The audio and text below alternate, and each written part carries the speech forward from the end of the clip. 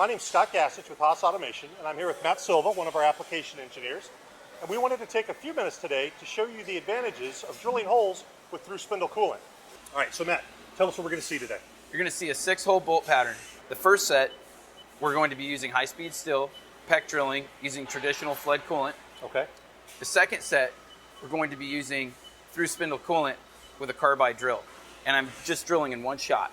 Okay, so the big difference we're going to see is Through-Spindle Coolant, and that's going to allow us to punch the hole in a single shot rather than peck drilling with that high-speed steel drill. Correct. Okay. Now we're doing this in aluminum, correct? Correct. Okay. And these hole sizes are? 1/2 inch in diameter. And we should expect to see a much faster cycle time on making these holes. Correct, and a better quality hole as well. Even better. Let's go ahead and run it. All right.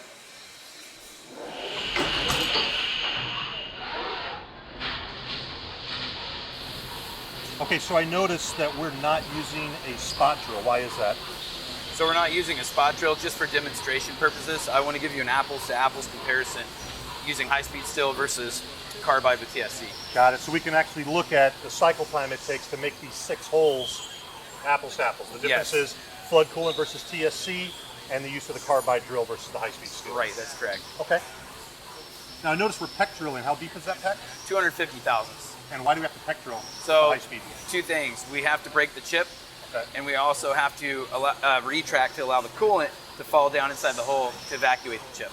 Gotcha. So that action of coming up and down is what gets the chips out of there. Exactly. Whereas we could see the Through-Spindle Coolant coming on. We're running 15,000 RPM. That's 15,000 RPM, a single shot. And wow, we're already on the last hole. Yep.